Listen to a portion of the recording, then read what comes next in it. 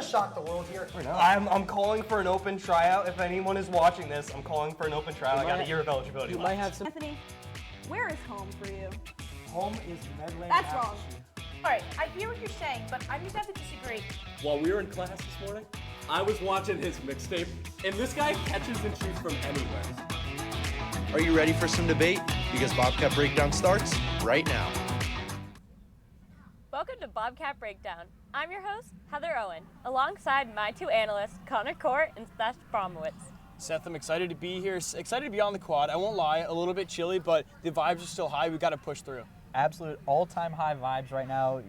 When else are we going to be able to do this on the quad? I don't think anytime, actually. Yeah. We're going to kick this show off with some big news coming out of the men's basketball program this past week. After being granted an extra year of eligibility from the NCAA, graduate student Savion Lewis will be returning to Hampton for a 7th season. Lewis was one of the nation's leaders in assists this season and a captain for Tom Pecora's side. But do you think him coming back will really help the program next season or hurt it? Connor, let's start with you. Yeah, Seth, I'll be honest with you. I'm going to say it's hurting the program, to be completely honest, but I want to preface that it's not entirely bad for the program, that they just need to move on. Because obviously if Tom Pecora didn't think that he'd be bad for the program, they just wouldn't allow him to come back or like enter the transfer portal and go somewhere else. But leadership is a very big thing, especially in this program. But I want to talk about the point guards that have come to the program since he became pretty much point guard one in that 2021-22 season. Desi Jones transferred after 2 seasons, now playing in Austin Peay. Bernie Blunt transferred after his first year. Doug Young is still here. And Arian Lewis and Nick Markison are either graduated or in the transfer portal right now. So a lot of guards have come in and out, but Savion Lewis has continued to stay here. And many of the other guards that are listed on Go Bobcats, I see them more as shooting guards and not actually true point guards. So there's been a list of point guards that have come in through the program, and he's been that one consistent thing. And I don't think that's necessarily good for the development of other guards in the program. You said all these great things about his leadership. You talked about the inconsistencies in point guard for this program, but Savion has been that consistent. Yeah. He's been the leader that you mentioned, and as you just saw, he was a top scorer and facilitator for the Bobcats, and that's just those numbers were just where he was at with the Bobcat, like compared to the rest of the Bobcats. In the entire conference, he was first in assists per game, total assists, and assist to turnover ratio. So he was doing a lot more help than damage, and this is a young team. There are a lot of young guys in this program, and the only way for them to actually grow and develop is to have a guy like Savion Lewis. He's going to be able to lead by example. He's going to lead on the court. He's going to lead on the bench when they have to take him out of the games because, you know, he's getting up there, he's getting older, and you want to give the younger guy some time. Just because he's coming back doesn't mean that he's taking all these minutes away from these newer guys, but he's giving them the opportunity to watch and to learn and to grow. Yeah, but you can make the argument as well that, you know, Desi Jones coming in 2 years ago after transferring from JUCO, you can make the argument that his recruiting process was going to be like, all right, after 1 or 2 years, you know, you're going to have this program after Savion graduates and be that true point guard one. I'm sure it was the same way with Doug Young when he came in, because coming from Midland College, he averaged over 20 points an entire game, and Savion coming into the game is, I wouldn't say stunts his growth as a point guard, but obviously, like you said, has the opportunity to learn. But I don't think, like, coming into this year, Doug Young was going to be like, all right, this is going to be my team. I'm going to be able to run that pick and roll with Paul Otieno like Savion and him have been doing last year. But I feel like it's been hurting a little bit more than it's been helping. But you talk about Desi Jones. Desi Jones wasn't in the Tom Pecora head coaching era. Yeah, that was from true. Baker Dunleavy. Yeah. So this is a completely different look for the Bobcats. And Savion being there with Tom Pecora is nothing but good for them. Okay. Now time to switch from the court to the field. Mason Poley is entering his 10th year in the men's lacrosse program, serving as head coach since 2019. With the team off to a 9-3 start this season, is this the best team since Poley has been a part of the program? I mean, it's absolutely no question. Right now, they're 9-3, and the last time they even had 9 wins was 2019 when he first started and first came onto the scene. They finished 9-7. Since then, 2020, 0-6, 21, 4-3, 22, 2-11, 23, 7-7. This team is, without a doubt, no question, the best team that Mason Poley has been a part of and coached.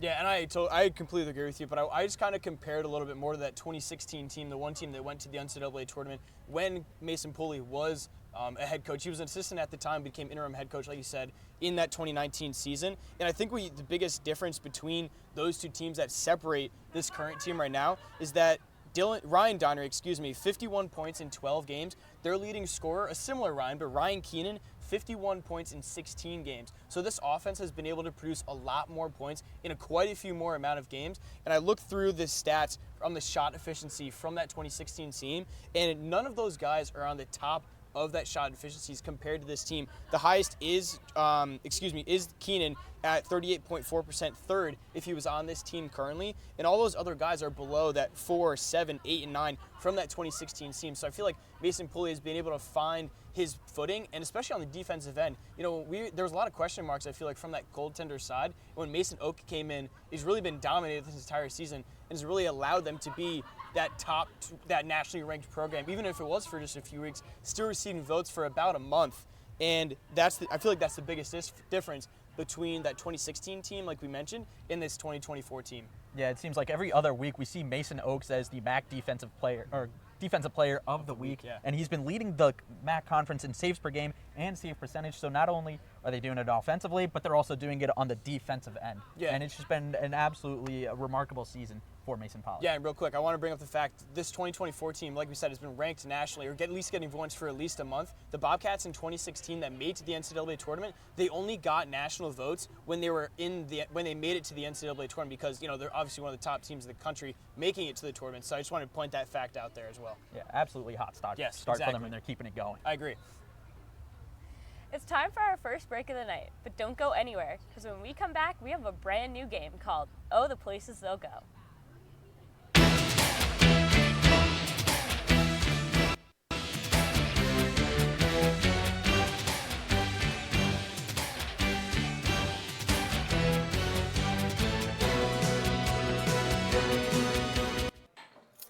What do you think you're doing, Kevin? Was just gonna drive home. There are several warning signs present that you shouldn't be driving. Like hearing voices? Like your text-to-emoji ratio? Oh man, the selfies. Selfies, nailed it. We all have warning signs that let us know that we're probably not okay to drive. Mine is pretending to be your subconscious. Craig, come on man, let's put a ride home. Miss the action? We've got you. Every team, every game. In-depth coverage, all the access, and of course, all the action. No doubt about it. In isolation, it goes backhand top shot. Scoop layup with 3 seconds remaining. He hits the game winner. Knock, knock, who's there? Nobody. Vinny Duplessis sends it right back. This is Sports Pause. Monday nights at 9:30, only on Q30 Television.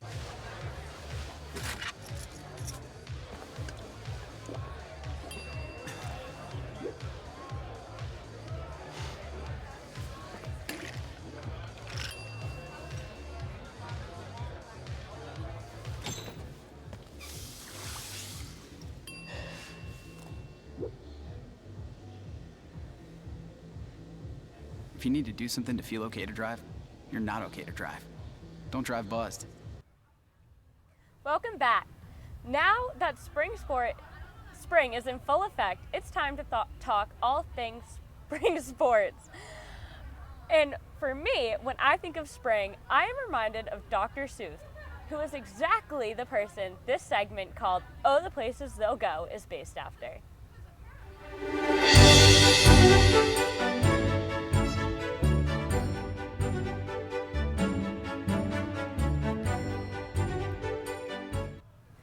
We are going to use a whimsical theme in order to see how far these guys think most of the spring squads will go.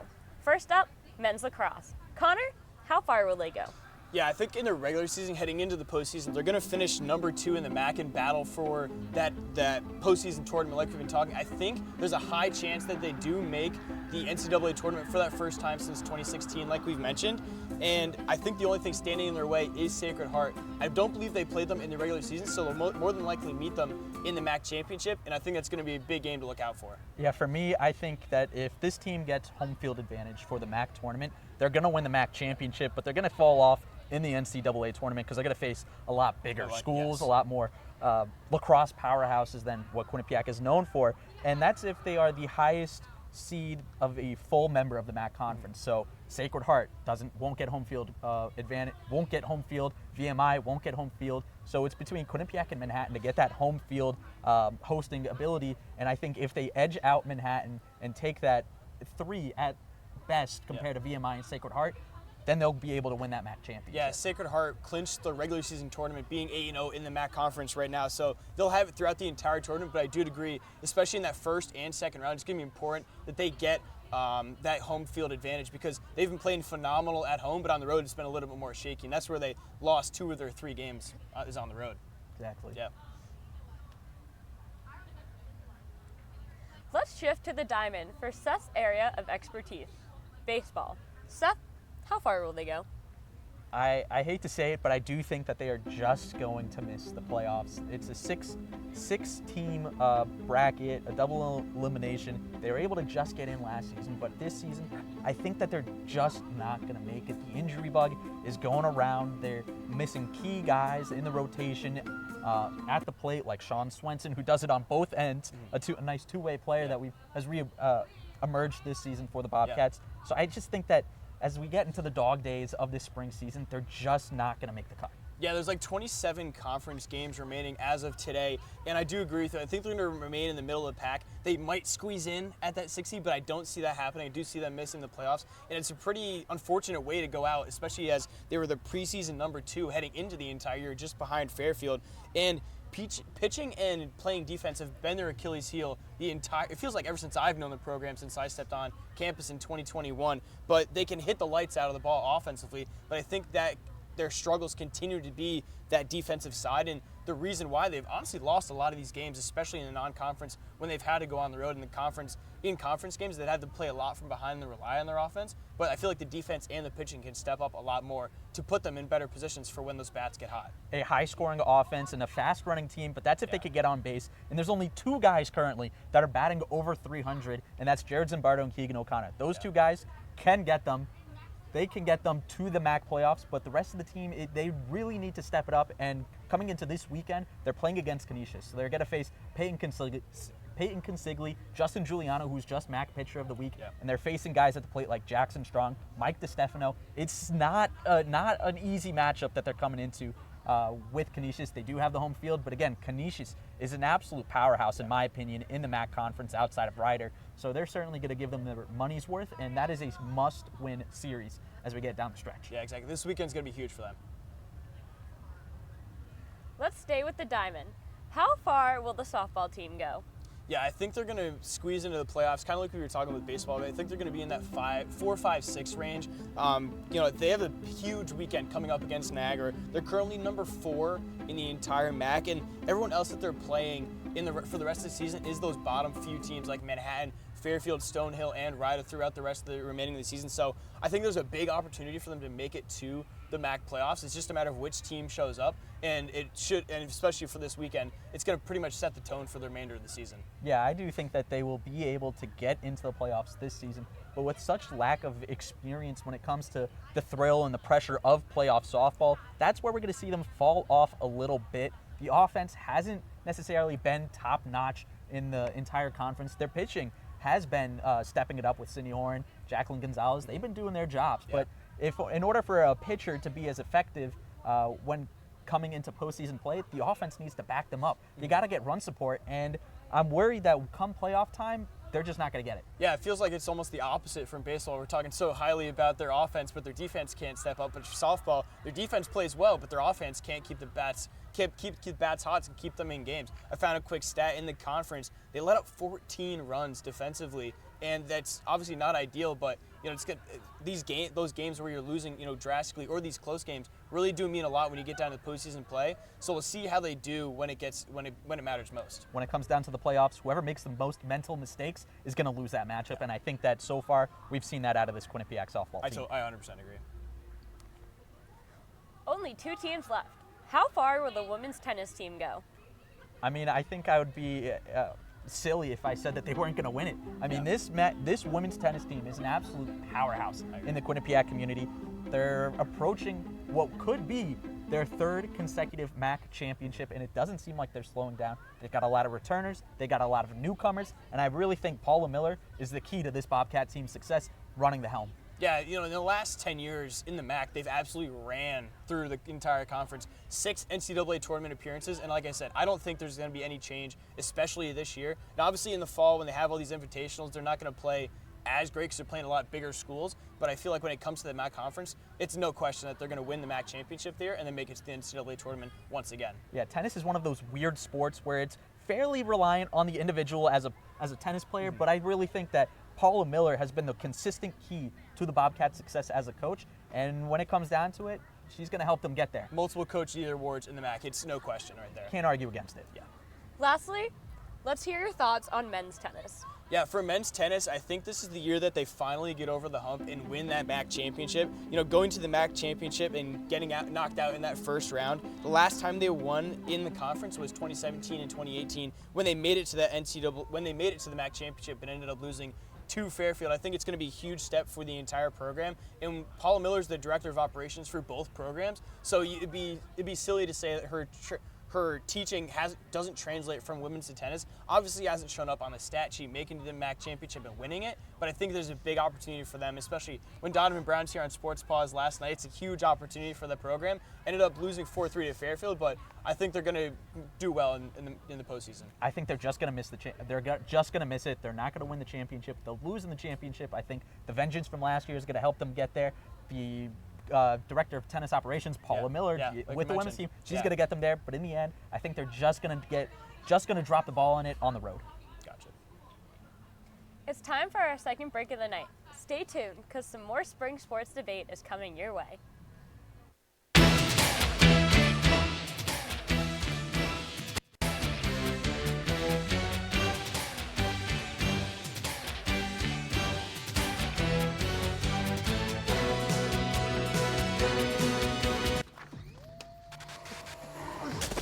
Multiple studies have shown that marijuana can slow both driver reaction and response time, which can be really dangerous. It's here. It's here. Wait. What? I can't drive. Why? My. Oh.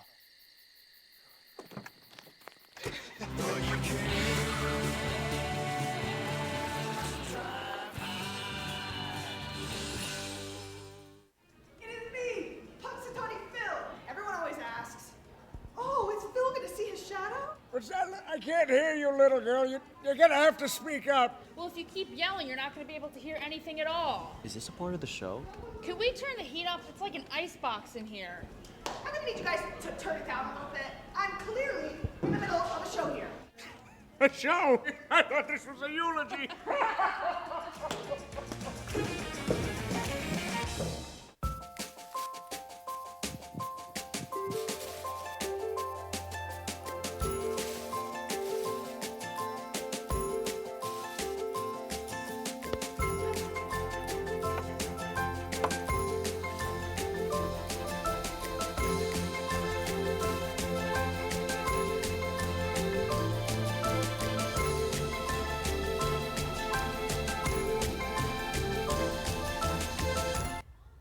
Welcome back.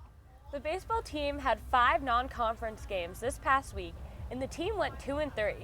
Is the fatigue setting in?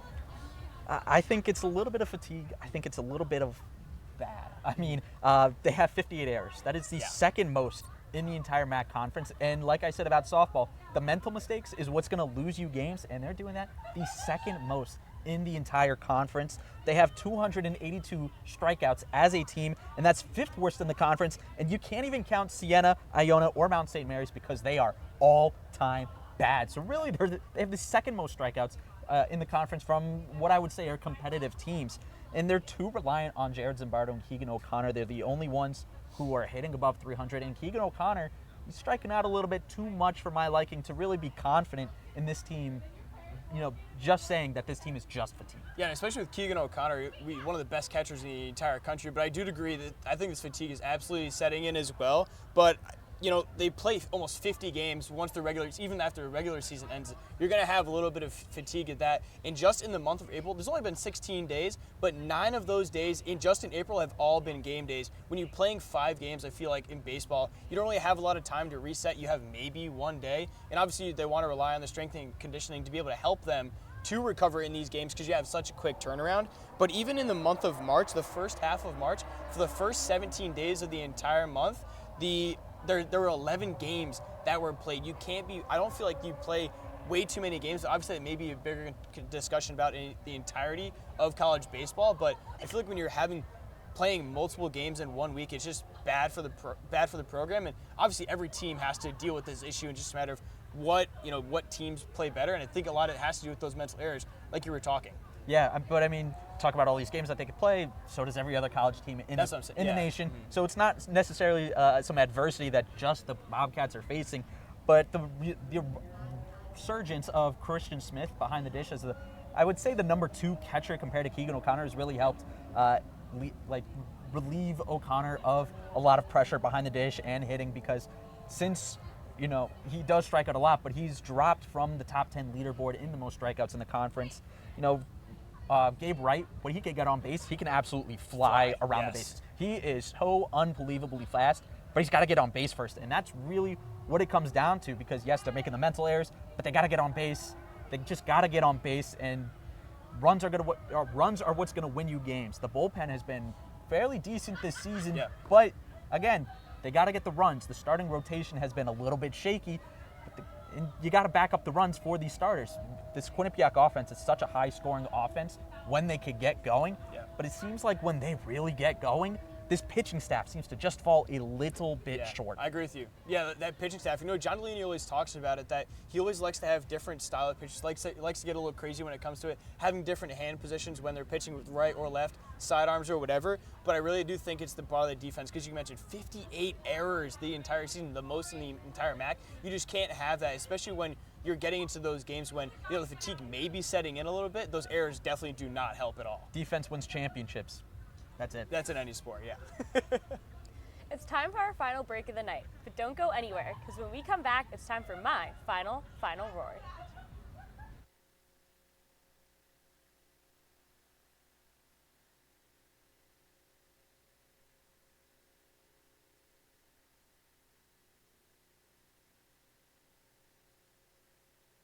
Hey, hashtag, welcome to my crib tour. You're just in time for our show tonight. Hollywood News Update is clearly better than New York Minute. No, the debates, it's juicy, it's gossip, it's brand new. Alright, let's let them settle this. We'll go to the control room. What's up, guys? I'm just getting ready for tonight's show, which, for those who don't know, hashtag that is an e-news style entertainment news show. It's also a great way to get the latest in all celebrity drama. That's it for our crib tour. To see more on hashtag that, tune in at Mondays at 7 p.m. at Q30TV.com.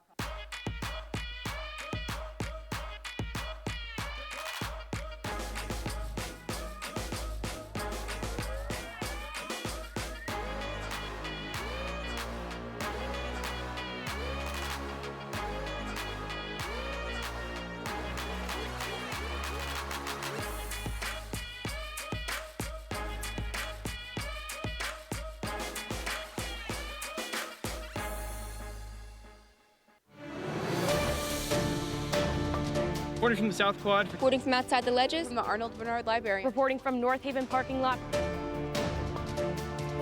Reporting in Hamden. Reporting from Hamden. Reporting in Meriden. Reporting from Grassy Hill Farm. Reporting from outside Amalie Arena in Tampa, Florida.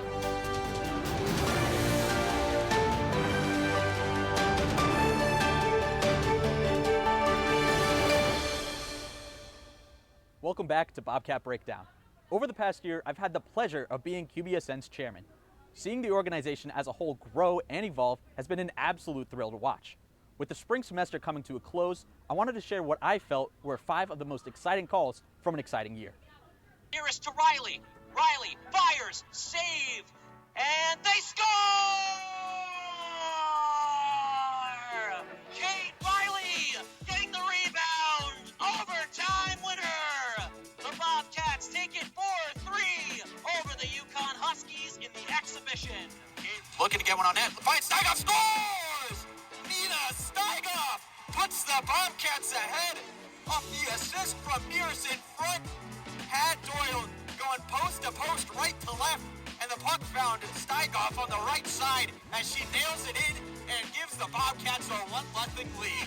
The Bobcats will go back to the MAAC championship to face off against Fairfield, a rematch of last year's MAAC championship where the Bobcats were able to take it all for the first time in program history. Goes back in and Depository for save! The Bobcats head back to Hampton. The number 1 seed has fallen. Hands in the faces of the Bobcats. But for now, St. Peter's are dancing in the finals. You know, we talked about this all game. Sal has been on top of it. He's been driving to the basket and getting the points they need, and no one got that rebound by Quinnipiac, which is a crucial turnover. And Schreeler has numbers up ice. Schreeler in front for Chernowski there, and he scores!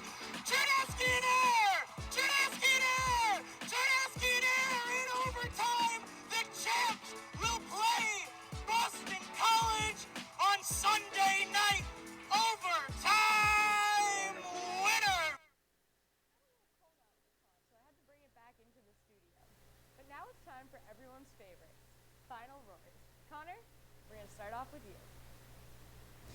As the year comes to a close, I've had the great opportunity to serve as the Q30 president this year. While there were ups and downs, there were plenty of things that I've learned about myself, probably more than I would have ever learned if I wasn't in this position. The person that I saw on March 3rd, 2023 to today, it is quite literally day and night. To the people I work with, Carly, Casey, both of you guys, Lane, Ella, and my brothers, Ryan and Dylan, thank you for telling me when my crazy ideas just simply wouldn't work and running with the ones that we came up together. I thank you from all of you from the bottom of my heart. To all the seniors who will be leaving, thank you for leaving a positive impact on the station. Your contributions won't be forgotten. To the next president, Brianna Trachtenberg, and the rest of the executive board, take everything that you have learned these past few years and pay it all back to the people who are coming after you. Both you and everyone you impact will reap the benefits.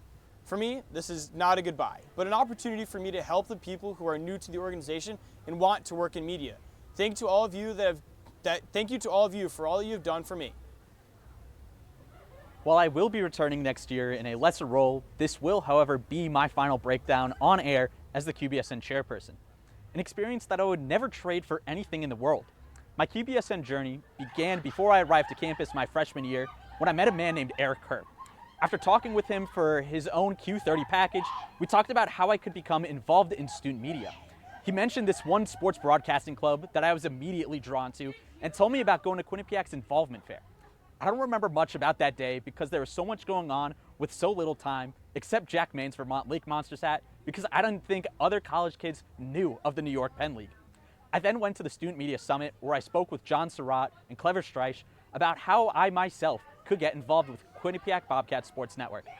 After starting right away, I was able to work my way into an opportunity to travel to Atlantic City for the MAAC basketball tournament, which I was able to do the following year. Inspired, I applied to become the next year's social media manager, overseeing QBSN's social media pages and live tweeting operation. Seeing the likes of Ross Meglin and Breakdown's own Emily Sweeney, I knew I wanted to follow suit and be this organization's leader. Through the ups and the downs, my passion for the organization and sports media kept growing. With the year ending, I wanted to give thanks to Zach Carter, Michael Singer, Anthony Rossi, Brianna Trachtenberg, Nick Boyd, Jackie Drovo, Ryan Lapano, Alex Winadic, Clever, and Chairperson-elect Brittany Braun-Lieben for being a motivated and dedicated executive board this past year. While the road ahead may hold some uncertainties, and this is not an official goodbye for me, being able to reflect on what this organization has been able to open up for me is something that I will forever cherish, and I can't thank everyone enough for allowing me to have such an opportunity. Q30 has truly been a large part of my college journey over the past 4 years. Walking into the media suite as a freshman, I had no clue how deeply this place would root itself in my heart. From starting as an associate producer to later taking on the role of executive producer and eventually circling back, the media suite has been more than just a workspace. It's become my second home. Reflecting on these years, it's the small moments that stand out the most. Late night runs to Wendy's and McDonald's, the endless post-show meetings, and devouring Chinese food during sports department meetings. These are the memories I'll carry with me long after graduation. None of this would have been possible without the unwavering support of my family, especially my parents and sister. who have been my biggest fans and constant viewers. And of course, I can't express enough the gratitude to the amazing individuals I've met at Q30. While naming each one would take forever, their impact on my life is immeasurable. They've become more than just peers, they're family. As I look ahead, I know that Q30 will always hold a special place in my heart. It's been the backdrop for some of my fondest memories and the springboard for lifelong friendships. Thank you, Q30, for shaping my college experience in ways I never imagined possible.